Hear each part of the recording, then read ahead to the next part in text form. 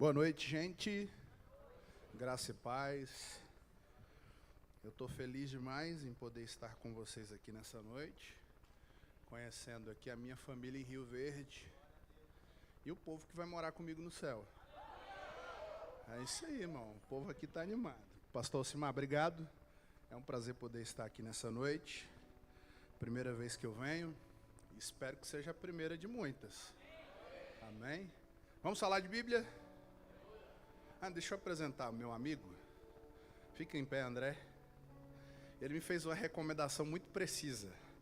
Falou assim, não me envergonha hoje, não. Não fala que eu sou solteiro, não. Então, as moças aqui de Rio Verde, o André é crente, 25 anos, empresário. Ó, aí, tá vendo? Já tem pretendente, irmão. Falei pra ele que eu vou casar ele. Tô cuidando da minha ovelha. Até porque a aparência não ajuda muito, né? Ele é a imagem e a aparência de Cristo. O texto bíblico diz que em Cristo não havia nenhuma formosura. Então, você foi pedir para eu não envergonhar, irmão? Agora aguenta. Abra sua Bíblia comigo, você que trouxe, você que não trouxe, vai estar projetado aqui no telão. Gênesis, capítulo 37. E vamos ler juntos. Projeta para mim a versão Almeida, Corrigida e Fiel. Almeida, Corrigida e Fiel. Gênesis capítulo 37. O texto vai dizer: E Jacó habitou na terra das peregrinações do seu pai, na terra de Canaã. Estas são as gerações de Jacó. Sendo José de 17 anos, apacentava as ovelhas com seus irmãos. E estava esse jovem com os filhos de Bila e com os filhos de Zilpa, mulheres de seu pai, e José trazia uma má fama deles a seu pai. E Israel amava mais a José do que a todos os seus filhos, porque ele era filho da sua velhice, e fez-lhe uma túnica de várias cores. Vendo, pois, seus irmãos que o seu pai o amava mais do que a todos os seus irmãos, aborreceram-no e não podiam falar com ele pacificamente. Sonhou também José um sonho, que contou aos seus irmãos, por isso o aborreciam ainda mais. Eu gosto muito desse texto, prometo que até 21 horas a gente termina. A narrativa começa falando de Jacó. E ao ler esse texto, a primeira coisa que me vem à memória é um dos livros que está na lista dos 100 livros que todo homem deveria ler. Os Retratos de Dorian Gray de Oscar Wilde. Recomendo que você leia. O livro conta a história de um garoto que havia feito um pacto para que todas as vezes que ele escondesse um dos traços ruins de sua personalidade, um retrato dentro de um quarto escuro entrasse em decomposição. E convenhamos, a história desse livro é o reflexo daquilo que vivemos na sociedade odierna. Porque a gente compra aquilo que não quer, com dinheiro que não tem, para agradar a quem não gosta. Nós vivemos movidos por algo chamado de narcisismo, a hipervalorização da imagem. Porque a gente sabe que a transmissão de uma boa aparência vai gerar para a gente alguns resultados e a maior parte deles é imediato. Pense comigo que, na verdade, o culpado por isso não é você. Nós crescemos aprendendo que as primeiras impressões são as que ficam. E por causa disso, a gente tenta impressionar à primeira vista. Só que geralmente, eu sei que você já percebeu no decurso da vida, que as nossas primeiras impressões são equivocadas. Ao olhar para mim, eu tenho certeza que a sua impressão pode não ser tão boa, principalmente se você me encontrar andando na rua. 2 metros de altura, negão, careca, feição sisuda, porque se você me ver na rua, eu estarei de cara fechada. E com a barba desse tamanho, convenhamos, dá medo. E já teve várias pessoas chegarem em mim e falaram assim: pastorzão, primeira vez que eu vi o senhor, eu achei que o senhor era um cara insuportável. Mas essa primeira impressão só permanece até a primeira picanha que você assa e me chama para comer. Depois disso a gente vira melhores amigos. E a primeira impressão cai por terra. E eu sei que você deve estar se perguntando, o que isso tem a ver com o texto? Tudo. Porque as primeiras impressões criam rótulos. E nós nos tornamos especialistas em rotular pessoas. Perceba que o texto começa chamando o pai de José de Jacó. Eu vou fazer uma pergunta e quero resposta. O que quer dizer o nome Jacó? Qual é o seu significado? Vamos lá, me ajuda aí.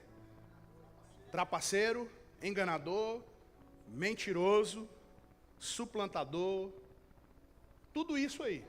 Só que não. O nome dele no hebraico é Iaquev. Iac é o mesmo que agarrar. Kev é calcanhar.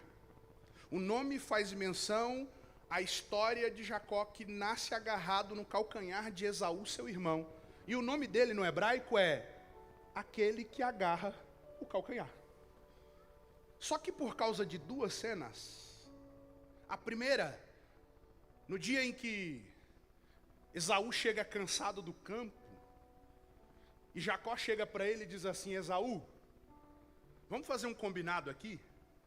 Eu te entrego um prato com guisado de lentilhas e em troca você me dá a sua primogenitura?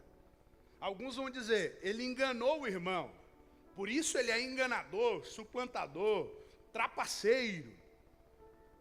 Só que na verdade o que Jacó está fazendo é lembrando-se de uma palavra liberada pela boca do Eterno.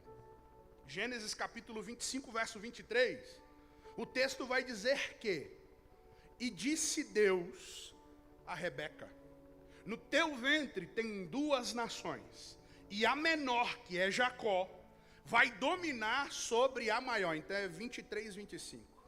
Não, é 25, 23 mesmo. E a maior, a menor vai dominar sobre a maior. Ah, mas Jacó está no ventre. A neurociência comprova que a partir da 27ª semana de gravidez, a criança no ventre não apenas tem a capacidade de ouvir o que é dito, mas ela também tem a capacidade de processar. Deus está falando com Rebeca, mas Jacó está ouvindo. E o que Jacó ouve é: vai dominar. E quando aparece a oportunidade, veja bem, porque a gente aprendeu algumas coisas equivocadas sobre oportunidade. A palavra oportunidade tem origem no latim ob portus. Ob é o mesmo que lugar, portus é seguro. E isso faz menção às caravelas do Império Romano, que quando eram acometidas por uma tempestade, por um forte vento, o seu comandante levantava a haste e colocava a biruta, que era um saco furado, que ia indicar a direção do vento. Porque a função da tempestade era acelerar a velocidade da embarcação para conduzi-la a um lugar seguro. Permita-me liberar uma palavra de Deus para você.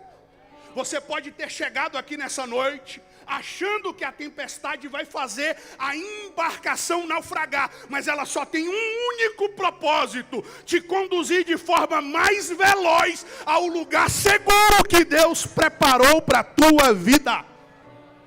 Entenda, toda oportunidade que Deus cria, ela tem como propósito te conduzir a um lugar seguro. Eu trabalhei durante 10 anos e 7 meses da minha vida com aviação. E um dia, entrando na aeronave presidencial, eu questionei ao comandante, porque eu percebi, pastor, lembra teu nome para mim? Alcimar, eu ia chamar de Aguimar. Pastor Alcimar, eu percebi que o vento estava muito forte. E ele estava na direção contrária de onde alçaríamos voo. E eu fiquei preocupado. Porque eu falei assim, Jesus, na época eu era solteiro. Jesus, eu não casei ainda. Vai que eu quero casar primeiro. E aí eu cheguei no comandante. Cheguei assim, brigadeiro, com licença, permissão. Ele, pois não. Falei assim, vento contrário. Falou, guerreiro, deixa eu te ensinar algo. Quanto mais forte é o vento contrário, mais alto é o voo. 3 irmãos entenderam. Toda aeronave depende de vento contrário para alçar voo. E quanto mais forte é o vento contrário, mais alto é o voo que a aeronave alça. Tem vento contrário aí? É sinal de que Deus está indicando que quer aumentar a altitude do voo que você vai alçar.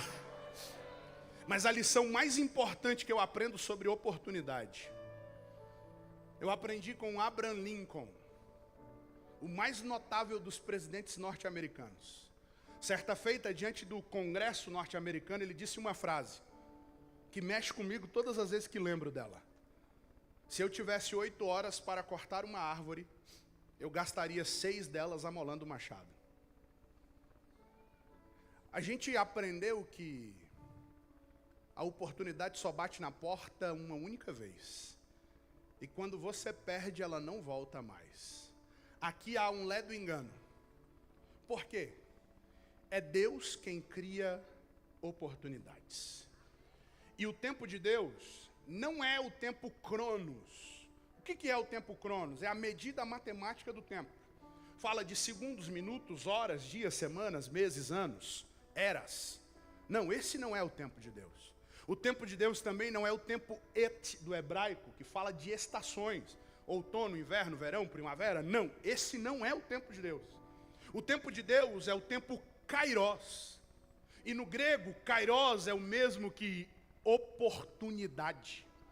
E Deus nunca desperdiça oportunidades. A oportunidade que Deus cria, ela tem hora certa, ela é nominal e ela é intransferível. Então permita-me te dizer, pare de se preocupar com as, abre aspas, oportunidades, fecha aspas, que você perdeu. Porque se perdeu, não vieram de Deus. E se não vieram de Deus, não serviam para você. A oportunidade de Deus só vai chegar na hora certa, para que você possa usufruir dela de maneira integral. Aleluia. Deus só nos entrega oportunidades quando nós estamos prontos. A frase de Abraham Lincoln fala de amolar o machado. E tem muita gente querendo cortar árvores sem amolar o machado. Eu vou traduzir para você entender. Tem muita palavra que não se cumpriu ainda. Não é porque Deus não é bom. Não é porque Deus está demorando ou porque Ele está caprichando, como dizem. Pode até ser. Tem muita palavra que não se cumpriu ainda, é porque todas as vezes que Deus olha para a terra, Ele não encontra convergência entre aquilo que Ele prometeu e o nível de preparação que você tem. E Deus sabe que se te permitir viver aquilo que Ele disse agora, isso não vai gerar bênção, vai gerar dor e maldição na tua vida. Então Ele não cumpre a palavra, ou seja, a palavra liberada só será cumprida no dia em que você estiver completamente pronto para viver ela. É tempo de amolar machado para que palavras se cumpram. Isso fala de oportunidade, porque pior do que não ter oportunidade é receber uma oportunidade para o qual não se está pronto. Então, esteja pronto. Eu vou repetir, esteja pronto. Se Deus falou que você vai pregar, sabe o que você precisa fazer? Ora, jejua, mas estuda a Bíblia. Estuda a Bíblia, mas também faz um bom curso de teologia. Estuda a Bíblia, mas também compre bons livros. Estude Bíblia, mas também prepare-se intelectualmente para que você possa pregar. Porque sabe o que me dá muita raiva? O pregador pega o microfone e diz assim: ô irmãos, eu não tenho nada para pregar. Se não tem nada para pregar, não prega. É porque não se preparou. Aqui em Rio Verde não acontece isso não. Eu tenho raiva também quando o irmão pega o microfone para cantar. Aqui não acontece isso. E ele fala assim: irmão, vocês me perdoam se eu errar a letra ou se eu desafinar, mas como é para Deus? Irmão, se você vai errar a letra ou vai desafinar é porque não ensaiou. Se não ensaiou, não canta. Se os meus ouvidos humanos não recebem, imagina os ouvidos de Deus que exigem de nós excelência. Sabe qual é o grande problema? É porque a gente trata isso aqui como qualquer coisa. Só que tudo que a gente faz aqui, a gente não faz para o pastor Alcimar, a gente faz para Deus. E para Deus tem que ser o melhor. Deus disse que vai fazer. Mas se você não se preparar, sabe quando que essa palavra se cumpre? Nunca! Porque cumprimento de promessa é sinônimo de convergência do céu com a terra. Enquanto não existe convergência, não existe cumprimento. Então, prepare-se para viver aquilo que Deus disse que fará. Oportunidade. E a oportunidade está conectada à promessa. E a gente fala tanto de promessa, mas a gente não entende o que é uma promessa. Eu estava passando uma provação muito grande. Aqui em Rio Verde, eu estava falando para o pastor Alcimar, só tem gente rica. Aí, tá ligada, vou repetir. Aqui em Rio Verde só tem gente rica. Então você não sabe o que é provação, diga amém. Amém. Mas eu estava passando uma provação que você não entende. O trem estava arrochado. E a pior coisa da provação de um gordo é ficar sem comida. Você me entende, né, Edson? A gente tem o mesmo porte. E na época eu pesava 250 quilos. E aí Deus fechou todas as portas. O desespero bateu a hora que eu abri o armário, não tinha nada. E nessa hora eu me revoltei. Falei, Deus, mas que provação é essa? Na hora alguém buzina, quando eu saio um amigo. Homem de Deus, profeta. Ele não deu paz, ele não deu boa tarde, ele desceu do carro perguntando, o que é uma promessa, Ismael? Falei, não sei. Não quero saber, tenho raiva de quem sabe. Ele olhou para mim e disse assim, responde, o que é promessa? Falei, não sei. Ele olhou para mim e disse assim, eu vou te explicar. Falei, pois não. Ele primeiro me responde, o que é onisciência? Falei, é o ato de Deus saber de todas as coisas. Ele disse errado. Onisciência é o ato de Deus saber de todas as coisas do passado. É o ato de Deus saber de todas as coisas do presente, mas também é o ato de Deus saber de todas as coisas do futuro. Falei, tá, mas onde você quer chegar? Ele, o que é onipresença? Eu falei, explica você. Ele disse, onipresença é o ato de Deus estar em todos os lugares no passado. É o ato de Deus estar em todos os lugares no presente, mas também é o ato de Deus estar em todos os lugares no futuro. Eu me calei. Ele olhou para mim e disse, Ismael, promessa é Deus voltando do futuro para dizer para você no presente o que na realidade dele já é passado. Sabe o que isso quer dizer? Todas as vezes que Deus libera uma promessa para você, Deus não está criando uma realidade hipotética. Deus está dizendo para você aquilo que na realidade dele já aconteceu. E sabe por que Deus faz promessas? Porque Ele conhece o pleno funcionamento da nossa mente. Depois que eu fui fazer um mestrado em neurociências, eu comecei a compreender um pouquinho melhor. Porque a nossa mente tem uma cultura própria de se prender a realidades. E nós acabamos acreditando tanto na realidade presente, que a única coisa que a gente consegue esperar para o futuro é aquilo que a gente está vivendo no presente. Quando é presente ainda é bom, o grande problema é que a nossa mente geralmente fica presa no passado. É o maldito do trauma que guia a gente no presente e tenta determinar aquilo que a gente vai ver no futuro. E Deus, conhecendo o perfeito funcionamento da nossa mente, vem lá do futuro para comunicar para a gente uma perspectiva diferente de realidade. E todas as vezes que você ouve uma promessa, você tem algumas sensações. A primeira delas é impossível. Sabe por quê? Toda promessa que Deus faz é um confronto com a nossa realidade. Deus chega para Abraão e diz assim, Abraão, tu vais ser pai de multidões, tu vais ser pai de nações. E eu fico imaginando a mente dele. Já passei dos 90. Sou casado com uma mulher velha. E para completar, é estéril. Como que eu vou ser pai de nações? Deus está prometendo para o estéril que vai dar para ele filhos. A promessa recai sobre Isaac, mas Isaac é casado com Rebeca e Rebeca é estéril. A promessa recai sobre Jacó. Só que Jacó é casado com Raquel e Raquel é estéril. Sabe o que Deus quer falar para você nessa noite? É dentro das impossibilidades que Deus realiza os maiores acontecimentos. Porque Deus não depende da nossa capacidade para fazer absolutamente nada. Nos piores cenários, Deus cria as maiores coisas. E é no meio daquilo que é improvável que Deus faz aquilo que é impossível. Pode ser que hoje a tua realidade não aponte para os acontecimentos que Deus disse, mas eu preciso te dizer que o que Deus fala acontece, porque aquele que começou a boa obra é fiel para terminá-la. Toda promessa é um confronto com a nossa realidade. Toda promessa é um desafio que está conectado à nossa confiança. Aqui eu me lembro da história do garoto Ryan. 8 anos, história verídica. Saiu no The New York Times. E o texto conta que a mãe deixa o garoto no saguão do aeroporto. A aeromoça vem, busca o garoto, leva para a aeronave, coloca aquele garoto sentado na primeira fileira do lado direito, na poltrona do meio.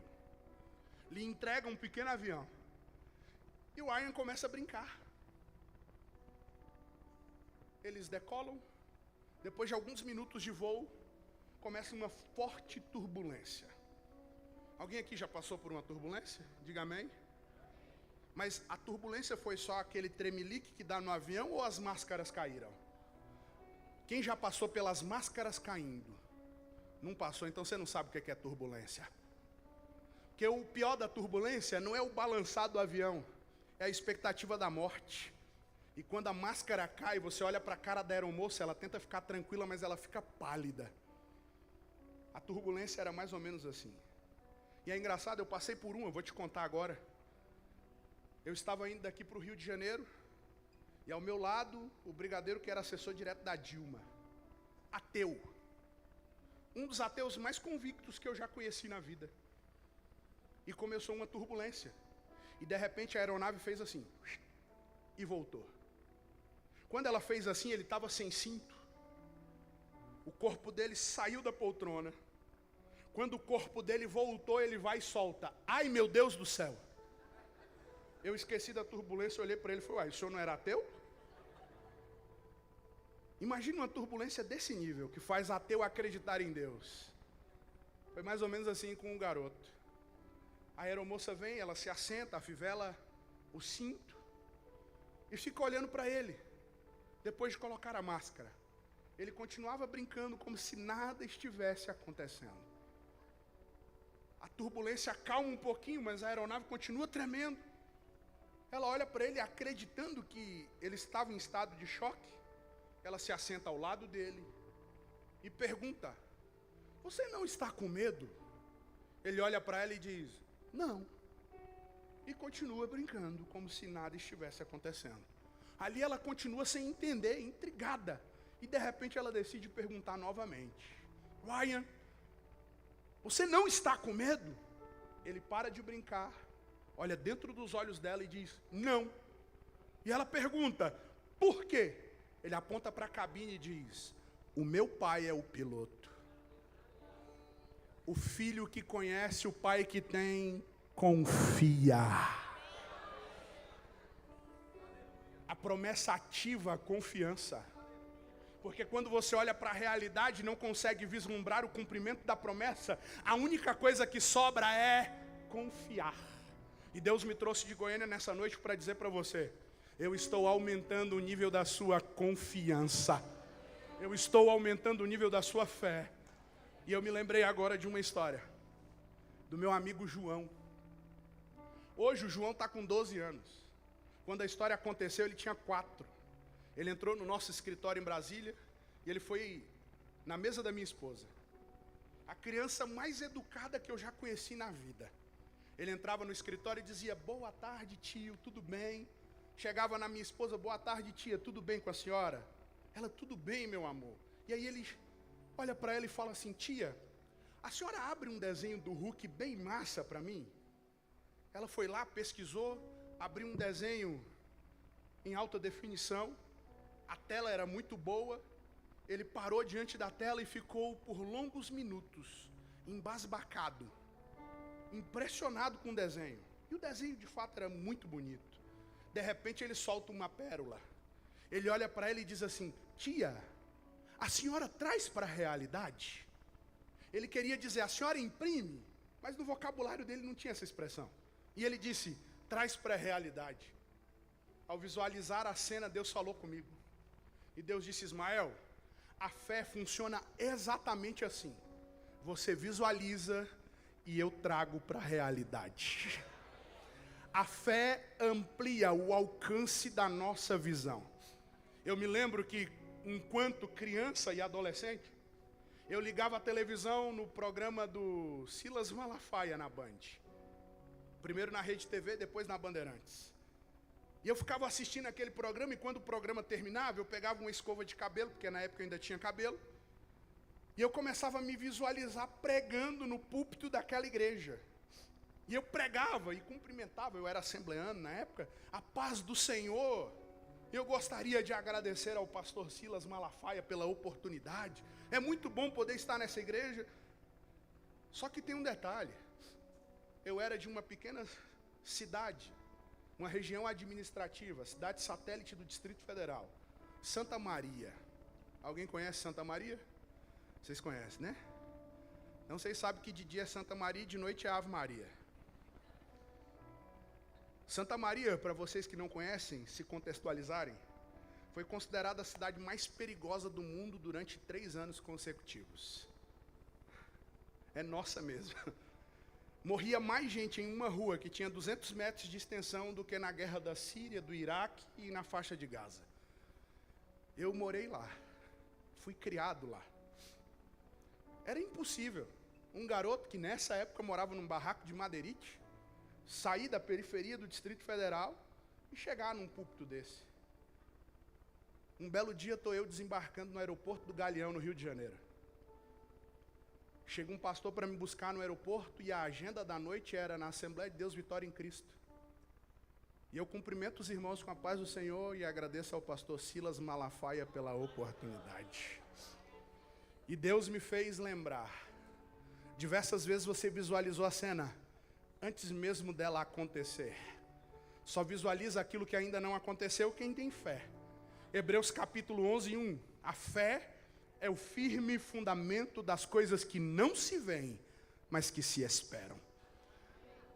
O bispo J.B. Carvalho diz que é a fé que você tem hoje que vai determinar o nível dos acontecimentos que você vai viver amanhã. Quanto maior é a fé e a capacidade de visualização do hoje, maior é aquilo que você vai viver amanhã. Então nessa noite, levanta a mão, eu quero ser profeta de Deus para a tua vida. Deus está aumentando o nível da tua fé, para que também sejam aumentados os níveis de acontecimentos. Seja cheio de fé. Uou! Promessa aponta para a fé. E sabe qual é o grande problema? É que diferente de José, ou de Jacó, perdão, a gente recebe a promessa, mas a gente não se move por ela. A gente ouve Deus dizer que vai acontecer, só que no primeiro não da terra, a gente começa a desacreditar do sim do céu. Na primeira frustração, a gente começa a acreditar que a promessa não vai se cumprir.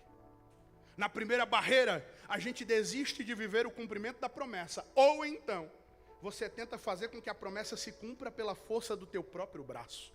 A gente dá mais ouvido para a terra do que para o céu. E Deus me trouxe aqui essa noite para te dizer que a palavra liberada pela boca dele não volta atrás. Jó 42:2 diz: eu bem sei que Deus pode tudo e que nenhum dos seus planos podem ser frustrados. A expressão plano no hebraico é rachab. Rachab aponta para pensamento, tudo aquilo que sai da mente de Deus. E rachab também é decreto, ou seja, todo pensamento que sai da mente do Eterno é um decreto, e todo decreto que sai da boca do Eterno é irrevogável. Uma vez que Deus disse, ninguém pode fazer com que aquilo que Deus disse não se cumpra na terra. Então tenha ciência de algo, Deus falou, se foi Ele que falou, fica tranquilo, porque vai se cumprir integralmente. Mova-se pela promessa. O texto Projeta de novo, Gênesis 37:1. O texto começa chamando o pai de José.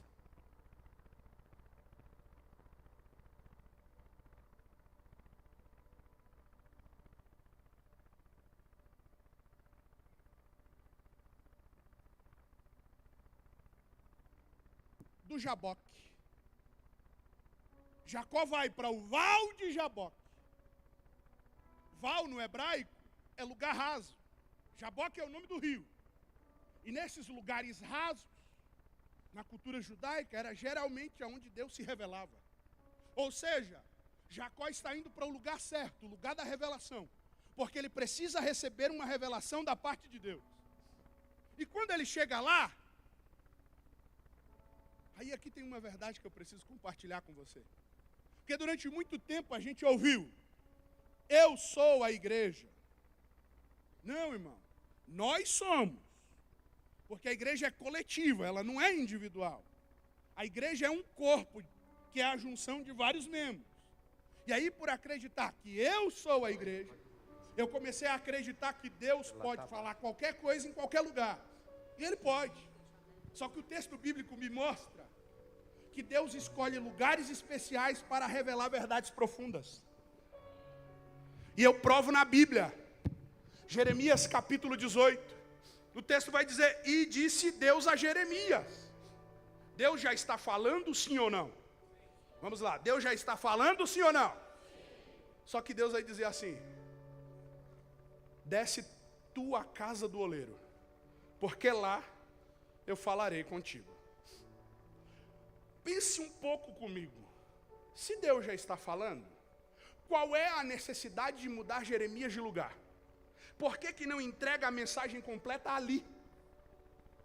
É porque tem mensagens que são reservadas para lugares.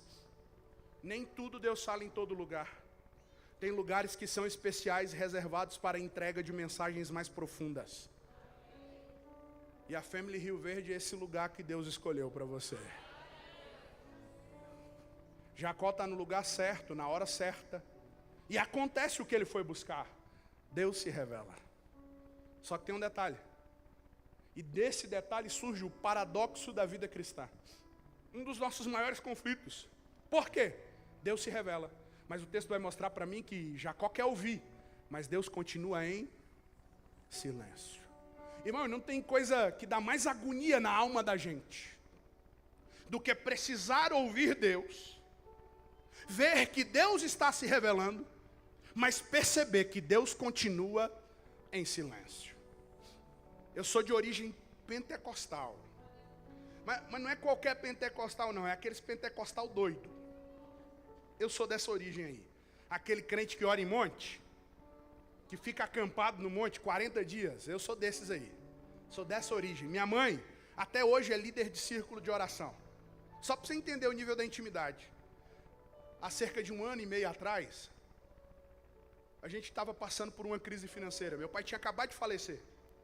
Ela ficou sem a pensão durante 7 meses. Ela precisou ir morar comigo. Aí ela foi. Porque eu não conseguiria manter 2 casas. Era mais fácil ela morar comigo. Um belo dia, ela acorda, tenta ligar a televisão no quarto dela e me chama.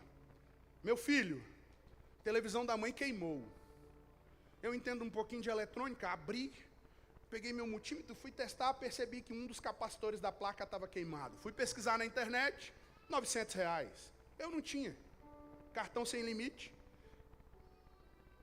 E eu precisava da peça para consertar. Ela, e aí? Eu olhei para ela e falei, não tem como.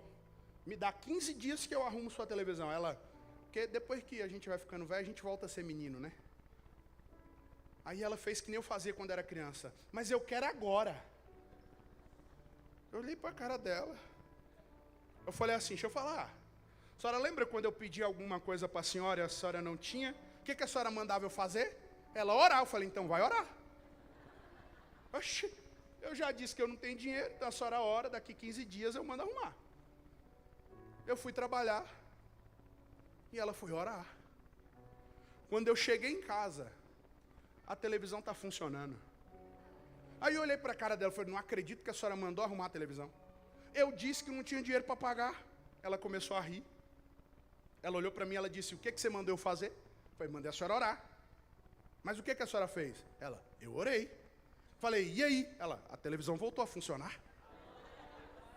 Falei, eu não sabia que tinha anjo técnico em eletrônica no céu, não. Ela falou, se tem, eu não sei. Mas que depois que eu levantei do joelho e tentei ligar, ela ligou. Irmão, eu vou falar para você, era impossível. O capacitor estava queimado. Não dava. Eu tentei fazer voltar a funcionar e não voltou a funcionar. Sabe o que aconteceu quando eu vi a televisão funcionando?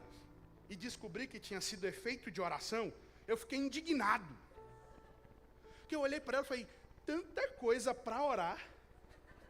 A gente está passando crise financeira. A senhora vai pedir para Deus arrumar a televisão? Ela era o que eu queria. Aí eu fui reclamar com Deus. Eu falei, pai, é sacanagem. Minha mãe orou pedindo para o senhor arrumar a televisão. O senhor arrumou. Eu tenho 30 dias em jejum.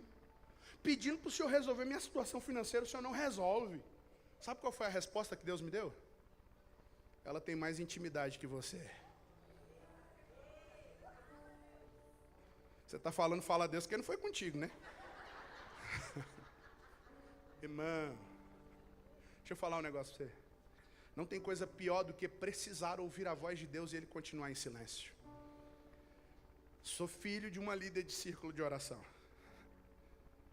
E Deus ficou calado. Eu te empresto o celular para você ver, eu tenho mais de 2.000 números de profetas espalhados pelo Brasil.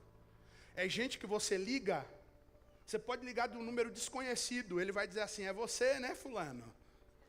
Eu estou falando de gente desse nível. Gente que revela CPF, revela nome, revela a cor da roupa de baixo. E eu passei 1 ano e 1 dia, que eu ligava todos os dias para um profeta diferente.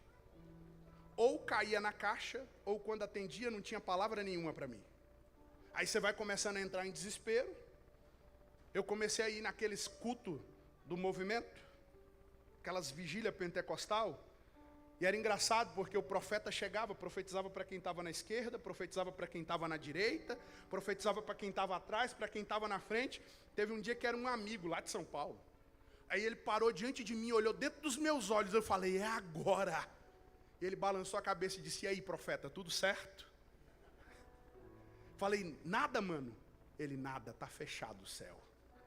Aí eu fui pro desespero. Roleta russa de crente. Já viu como é que é? Me empresta a tua Bíblia aqui. Presta aqui, ó. Isso aqui é a atitude de maior desespero na vida de um crente. Ele fecha os olhos, abre a Bíblia e coloca o dedo. Aí quando ele coloca, diz assim, e eu vou matar até a 3ª e a 4ª geração. Aí tu diz assim, é o diabo. Mas o trem estava tão feio, mas tão feio, céu fechado, que diante de Deus, eu fiz a roleta russa. Coloquei o dedo, quando eu abri o olho, estava naquela página em branco que divide o antigo do novo. O céu estava fechado. Não, disse não dá desespero. É Jacó no Jaboque. Deus está ali. Mas Deus não fala nada. Aí o que Jacó faz? Ele vai lá e agarra. Ele olha para Deus e diz, eu só te largo quando tu me abençoar. Jacó está pedindo bênção. O que Jacó está pedindo? Só que o texto vai dizer, e aqui está o paradoxo, que a espada é desembainhada, e Jacó é ferido profundamente pelo próprio Deus.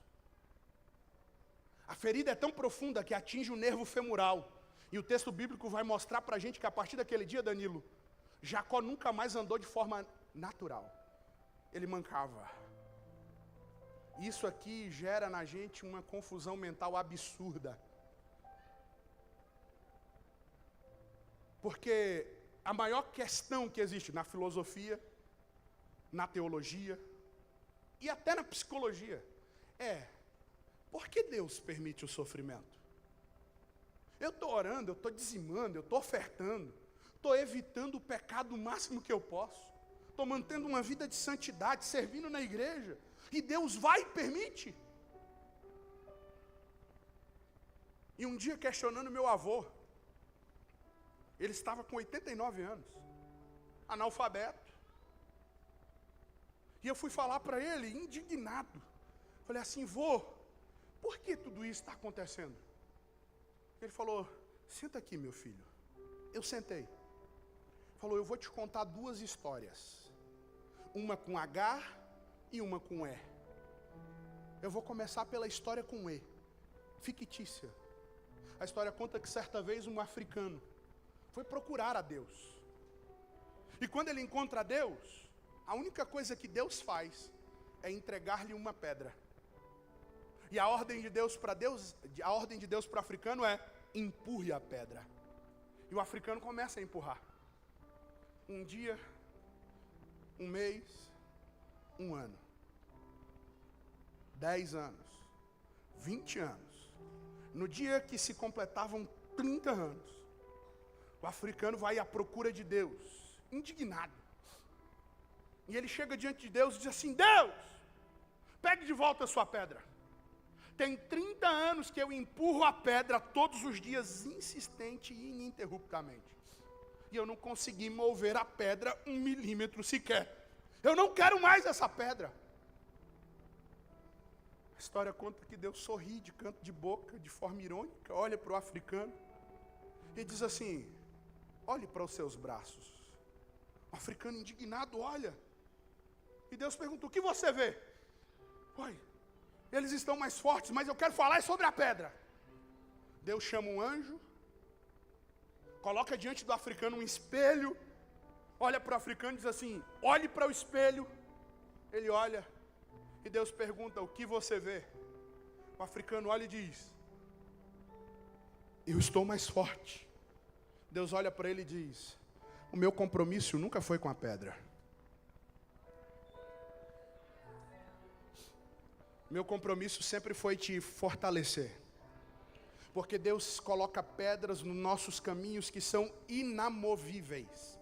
E essas pedras cumprem um único propósito: gerar fortalecimento, preparação. A história com H é factível. Ela aconteceu no ano de 2006. É uma delegada de polícia civil que está cuidando de um caso de repercussão nacional. Uma garota que havia sido molestada dos 9 aos 16 anos pelo padrasto. Ele não só a molestara, mas ele arrancava o cabelo dela aos tufos, lhe desferia pancadas violentas na face, ao ponto dos ossos do seu crânio quebrarem, e o rosto dela já estava ficando deformado, porque os ossos calcificavam de forma errada. Só que o que chama a atenção no caso, apesar da crueldade, não é a garota, mas sim a delegada.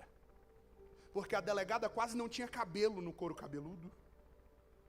O rosto dela completamente deformado. E o repórter, um dos repórteres, foi pesquisar a história dela e descobriu que, tal qual a menina, ela havia sido molestada pelo seu pai durante 9 anos. Os cabelos que faltavam na cabeça é porque por diversas vezes ele tinha arrancado os cabelos dela aos tufos, e agora o couro cabeludo já não aguentava peso de um cabelo, e qualquer tamanho de cabelo que nascesse, caía.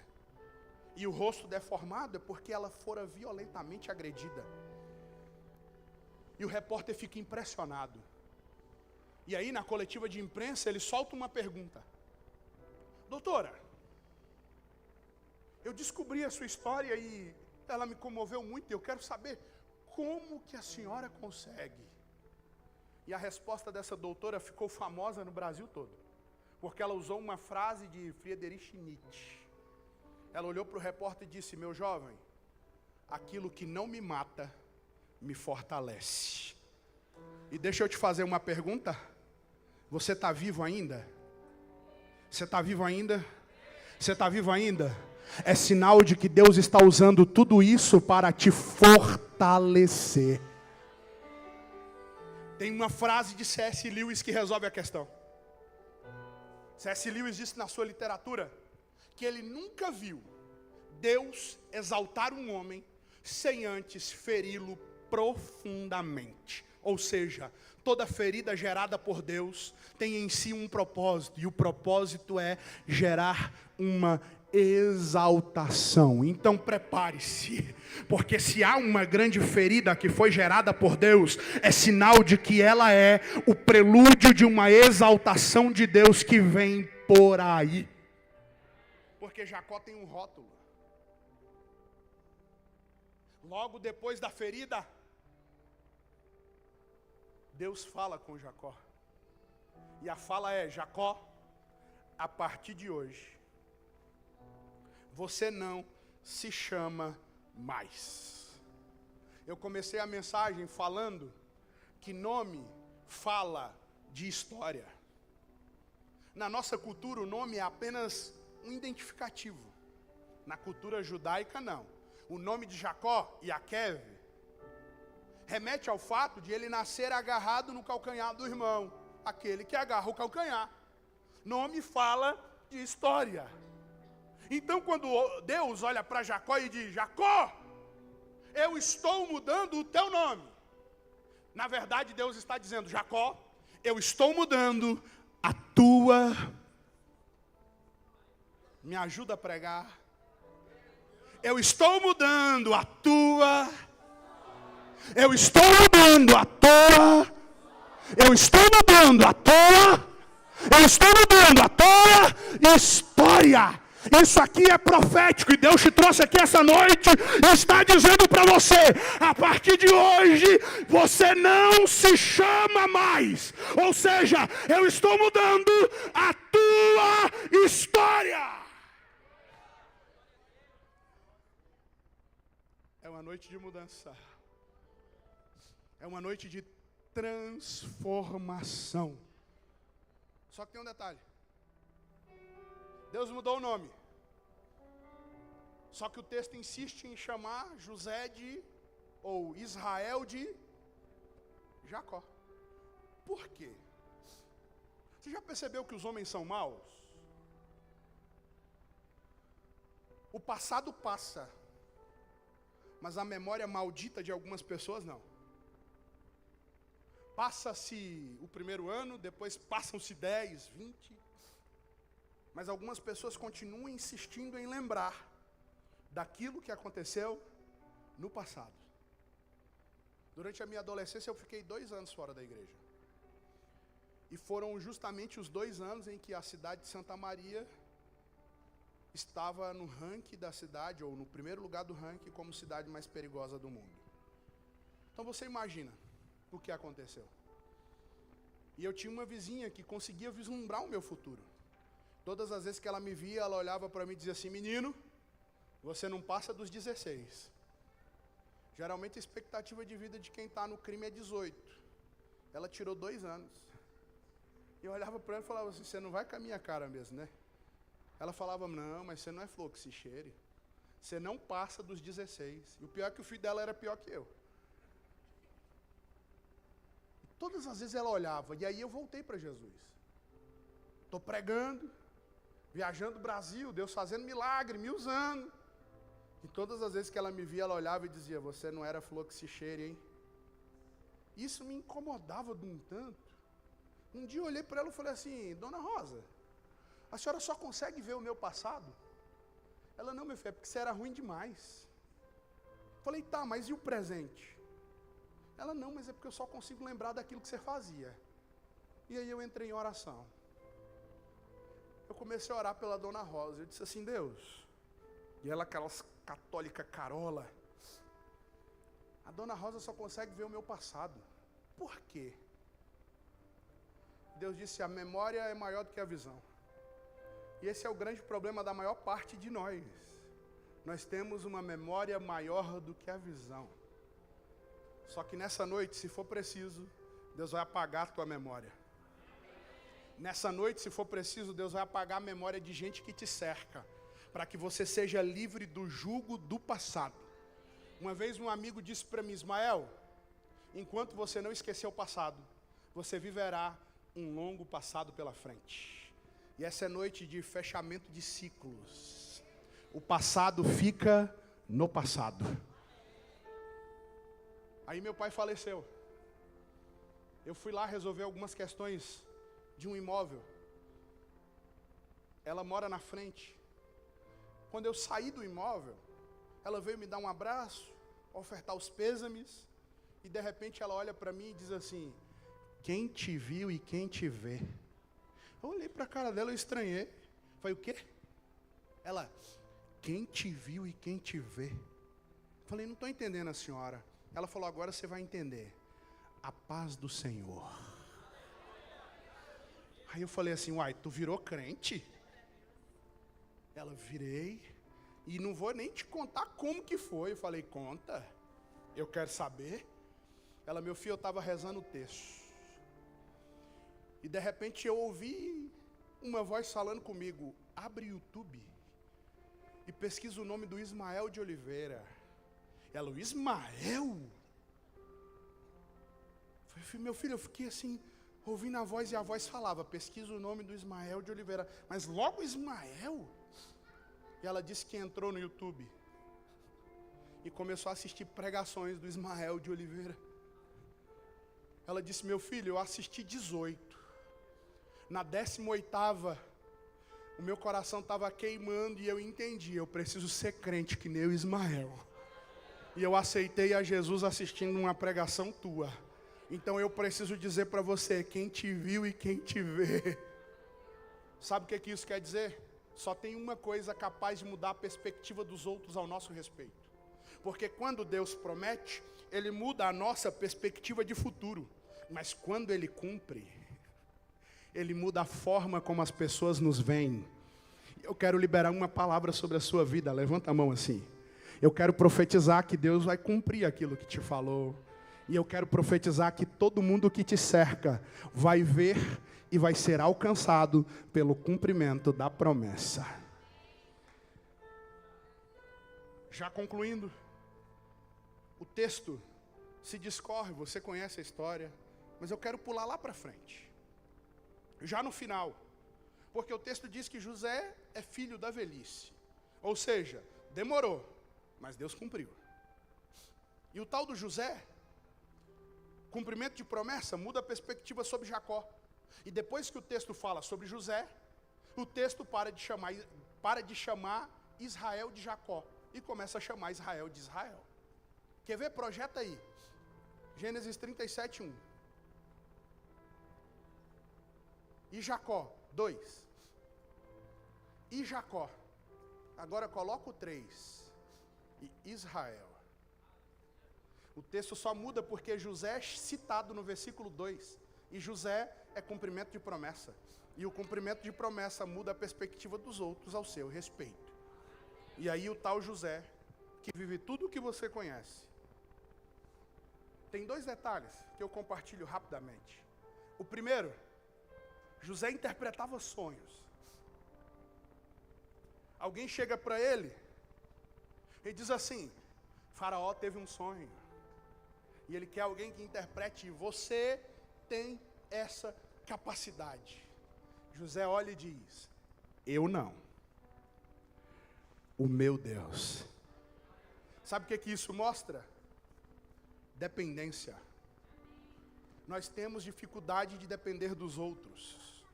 Porque vivemos em uma era individualista e a gente acha que pela força do próprio braço a gente consegue alguma coisa. Aí Deus vai lá e quebra o nosso ego e a nossa soberba. E ensina a gente a depender. Você pode ser especialista na tua área, mano. Minha irmã, você pode ser expert naquilo que você faz. A melhor. Mas se Deus não estiver na frente, é fracasso garantido. Aprenda a depender. E aí tudo se cumpre. José sai da prisão direto para o trono. E quando ele está no trono, o texto vai dizer que nasce o primeiro filho. E a gente acredita que, mediante ao cumprimento de uma promessa tão grande, José vai se alegrar. Mas sabe o que o texto mostra? Que ao primeiro filho ele dá o nome de Manassés. E Manassés quer dizer, Deus me fez esquecer. Irmão, convenhamos, pensa um pouquinho comigo. O cara é o segundo homem mais poderoso do mundo. Acima dele só Faraó. Olha que coisa extraordinária. Alguém que está nessa posição deveria celebrar e não esquecer.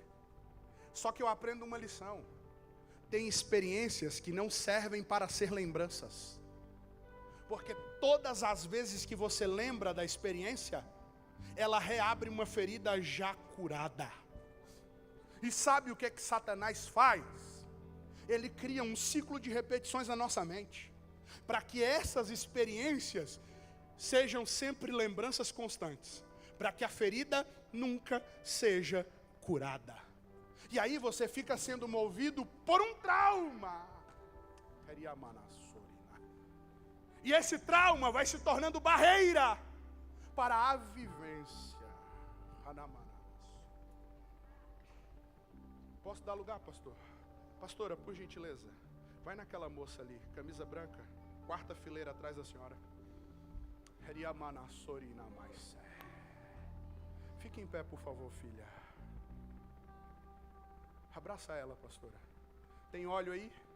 Se tiver, já começa a ungir ela. Porque eu estou vendo Deus colocando a tua alma ao avesso. Tu não consegue falar, mas a tua alma está gritando por socorro. E do alto céu, Deus conseguiu ver a tua alma.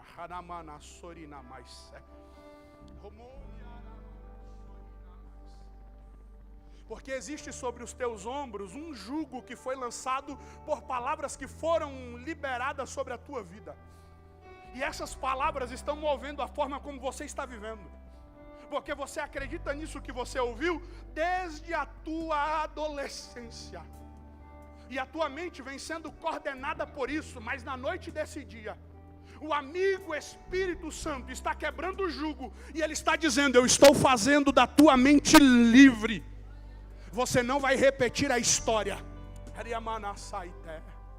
Você não vai ser mais um elo da corrente no meio de uma frustração familiar muito grande, que você acreditava que teria que viver a mesma coisa, mas nessa noite Deus manda repetir. Você é livre e você não será a repetição da história de ninguém.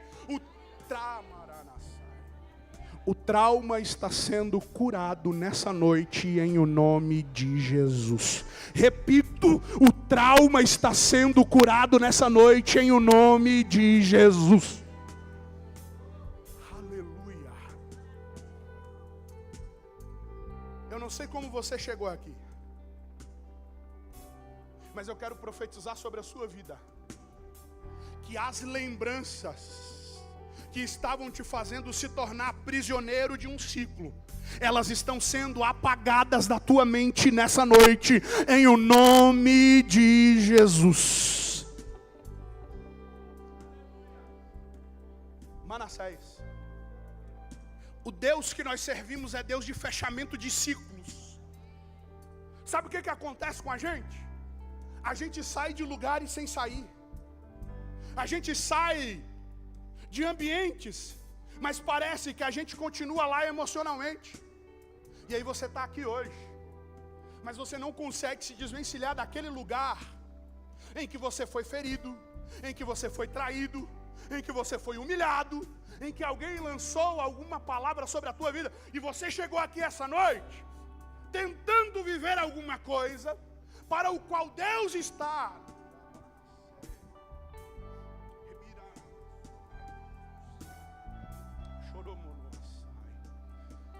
Os dois, por favor.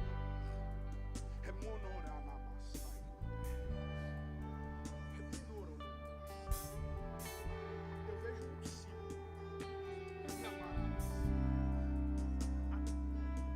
A traição de alguém para o qual as mãos foram estendidas. Vocês fizeram com que algo muito grande acontecesse. O resultado positivo impactou. Estremecer, na hora da gratidão, cadeias irão se romper enquanto adorar. para dizer assim: meu nome é Ele. A perda foi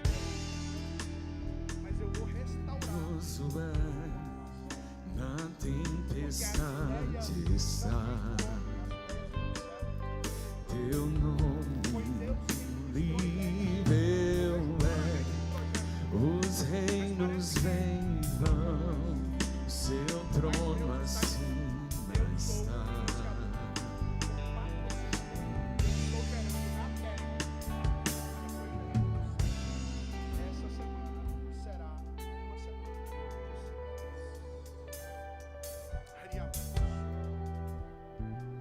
E aí você está aqui essa noite, mas você não consegue se desvencilhar do acontecimento passado.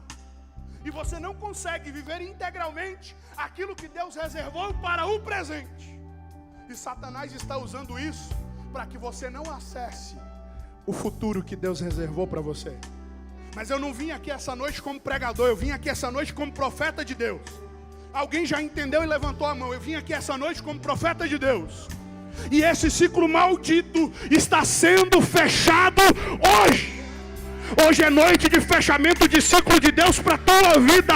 E a partir de agora, você começa a acessar os acontecimentos que Deus reservou para esse tempo.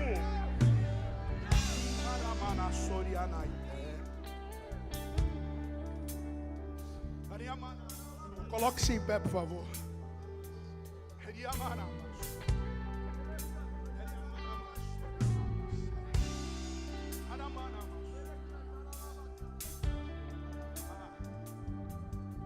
No começo desse ano eu recebi uma palavra de Deus.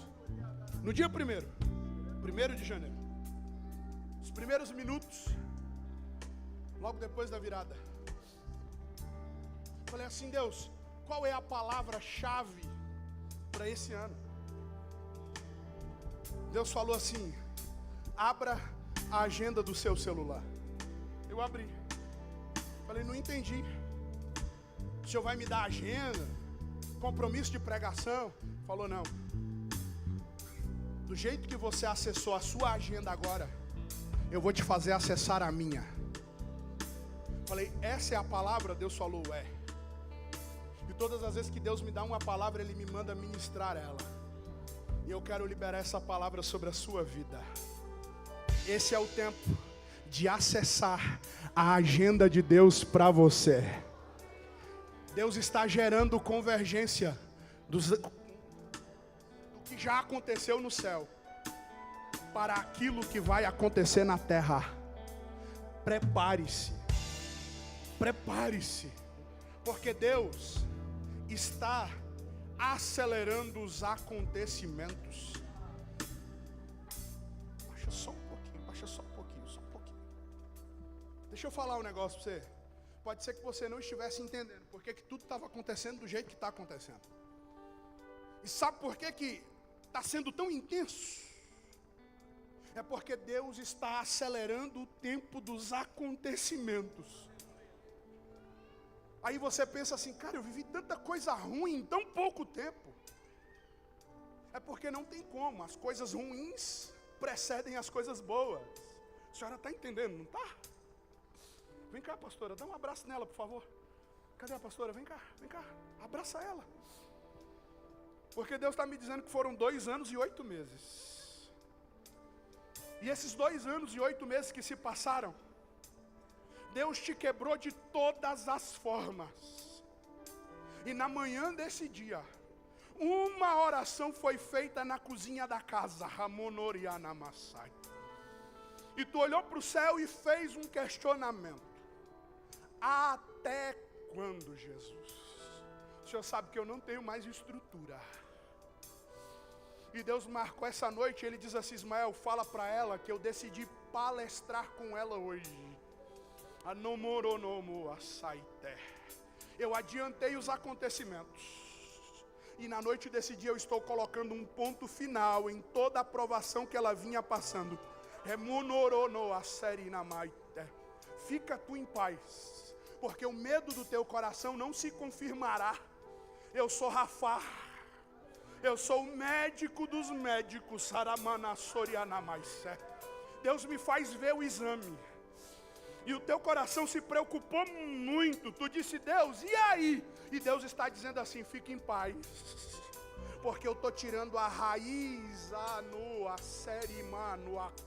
a raiz do mal do teu corpo, e isso não se confirmará, e você vai saber que eu sou Deus, que cuido nos mínimos detalhes.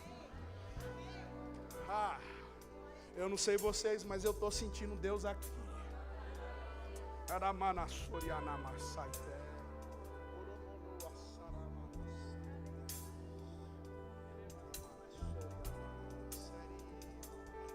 Para concluir, o próximo filho é Efraim. Efraim é o mesmo que frutificar, mas não fala de qualquer nível de frutificação, porque a expressão Efraim está no plural. Mas o plural aqui é um plural majestático. No hebraico e nas línguas semíticas antigas, esse plural fala não da quantidade, mas da magnitude. Ou seja, é uma frutificação que não é natural. E sabe como Deus trabalha? Primeiro você esquece, depois você frutifica. Primeiro o ciclo se fecha, depois a semente começa a dar frutos. E é por isso que Deus está fechando o ciclo. É por isso que Deus está limpando a memória, para que a frutificação seja gerada. Mas preparem-se. Sobe aqui, pastorzão, sobe aqui. Sobe aqui. Preparem-se. Porque a cidade de Rio Verde será marcada por um tempo.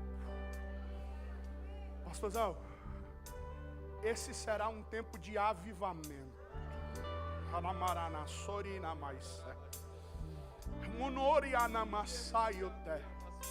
Cegos verão, mudos falarão, surdos ouvirão, paralíticos andarão. Uma oração foi feita. Tu disse: Deus, eu não quero só o natural, eu quero o sobrenatural. Porque há 17 anos atrás Ele falou contigo que o teu ministério seria marcado assim. Haveria no teu ministério uma marca sobrenatural. E Ele ministrou sobre ti variedade de dons. Deus te deu o que deu para poucos. Mas tu estava tu estava com saudade de ver a atuação de Deus através do teu ministério. Porque as coisas começaram a trocar. Parece que a coisa foi tirando de ti.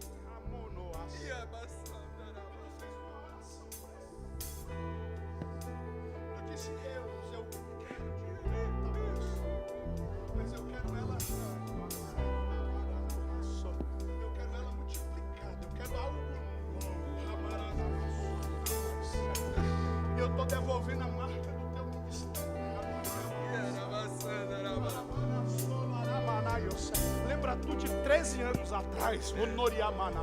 Eu estou te devolvendo a marca que os homens olhavam e diziam assim: é diferente. Simplesmente desce e põe essa casa para descer. Porque esse é o tempo.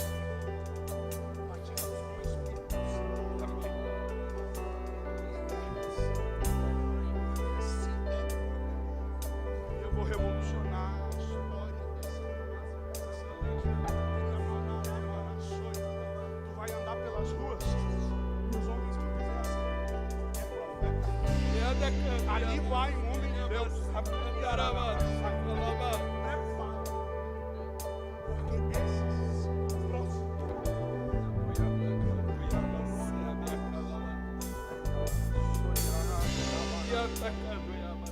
serão marcados por uma guerra nas regiões intermediárias do céu.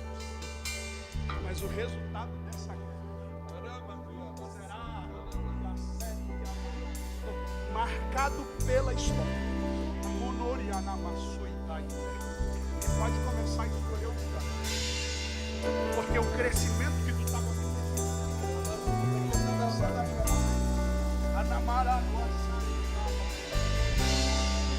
ser de qualquer jeito. Vai ser de forma marcante. Forma marcante. Porque vai igualar.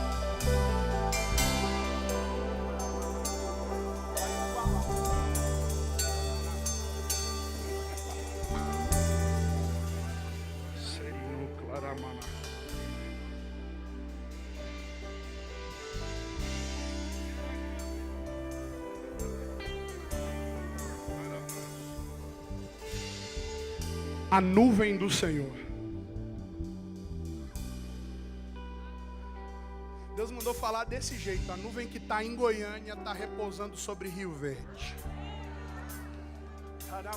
Vocês não ficarão nesse prédio por muitos dias.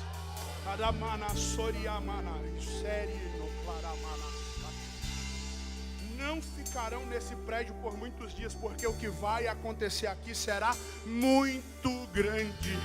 A história de Rio Verde será marcada pelo que Deus começa a fazer nessa casa hoje. Mas é tempo de posicionamento.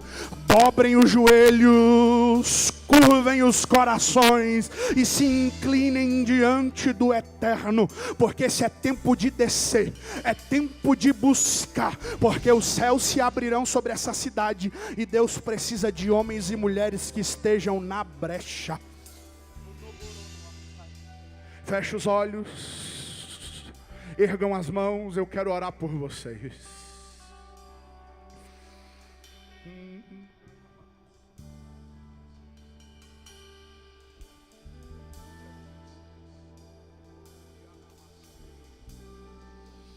Aqueles que já são batizados com o Espírito Santo, comecem a receber renovo agora. Se você já fala em línguas, comece a ser cheio e comece a falar em línguas estranhas nesse momento. Eu sinto uma brisa suave do Eterno descendo sobre a casa. Existe algo diferente sobre o ambiente. Ramon.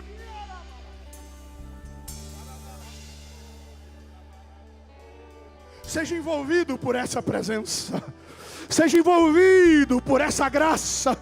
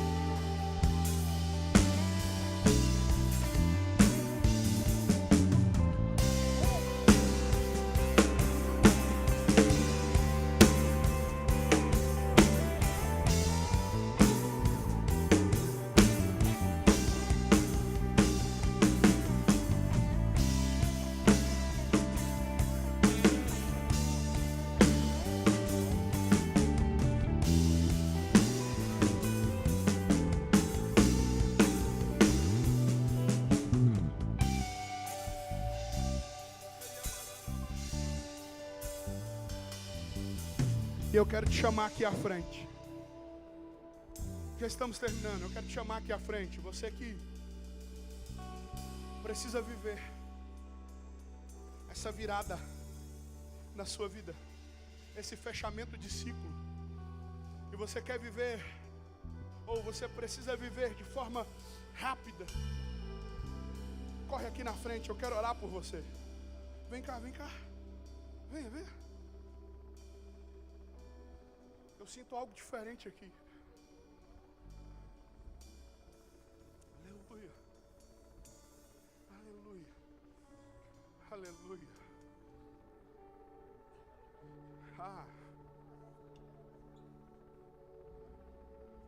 Eu sei que virou meme aí fora, mas eu vou falar com a autoridade de Deus isso. Eu não sou pregador não, irmão, eu sou profeta. Eu estou aqui para profetizar sobre a sua vida. E eu quero profetizar sobre vocês que essa virada de chave vai acontecer ainda essa semana. Essa é uma semana de efetivação do extraordinário de Deus sobre a tua vida, sobre a tua casa, sobre a tua empresa. aquilo em que você colocar as mãos, haverá bênção do Senhor. Aleluia. Vem cá, meu filho, vem cá.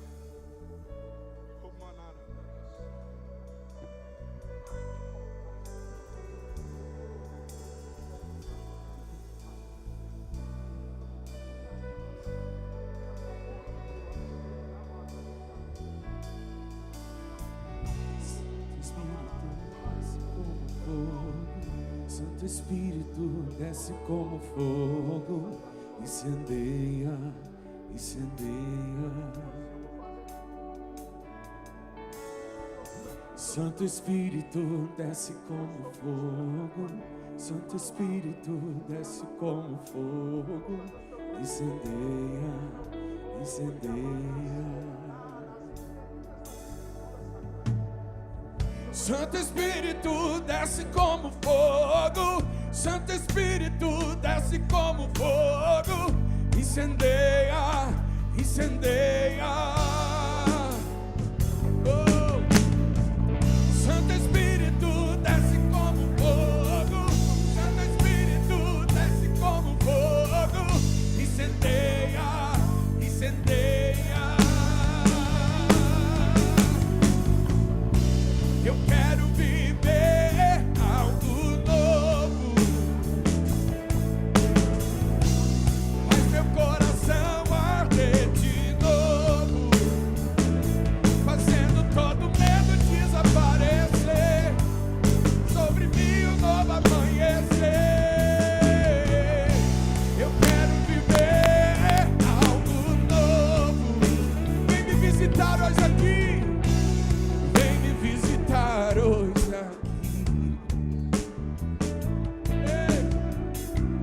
quero conhecer.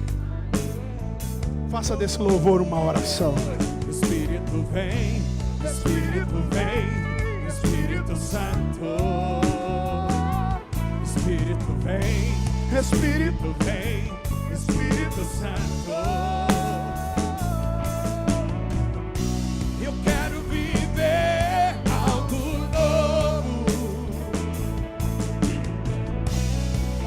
coração arder de novo, fazendo todo medo desaparecer, trazendo sobre mim um novo amanhecer. Quero viver algo novo. Fecha os olhos, Pai. Nós entramos diante da Tua presença. O Senhor conhece o coração dos Teus filhos. O Senhor sonda pensamentos. O Senhor conhece a alma e aquilo que tem gerado agonia no coração deles. E na noite desse dia eu quero ministrar sobre eles. Eu quero te pedir que seja efetivado na terra aquilo que o céu já viveu, aquilo que na eternidade já é passado. Eu quero profetizar que essa semana se torne o presente da vida deles, e que eles consigam acessar aquilo que está na tua agenda. Pai, que eles vivam o teu de repente no decorrer dessa semana, e que eles possam já no próximo domingo testemunhar daquilo que o Senhor já está fazendo. É o que nós pedimos, Pai, em o nome de Jesus.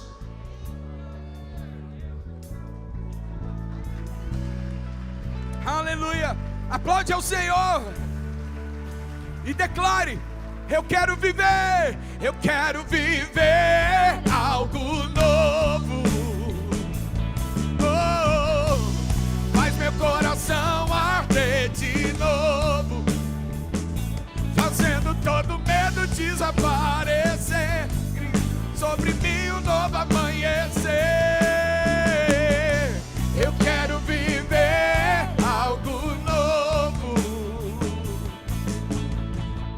Aleluia.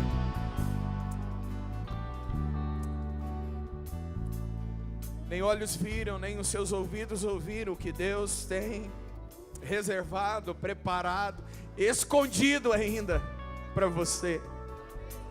Mas creia, creia, creia, creia, creia, creia. Creia, porque quando você crê, você pisa e o Senhor coloca o chão para você. Eu te abençoo nesse dia, eu te abençoo essa semana. Abre as suas mãos, que o Senhor, o eterno Deus, te abençoe e que Ele te guarde. Que Ele estenda as mãos sobre você e que te dê a paz. Que Ele levante o rosto dEle sobre ti e te dê paz, te dê alegria, te dê combustível, te dê autoridade para você pisar em serpentes e escorpiões. Eu profetizo isso, você vai pisar nessa semana em serpentes e escorpiões, e mal nenhum te alcançará. Você vencerá todas as batalhas. Se você crê nisso, aplaude ao Senhor e diga amém, amém, amém, amém.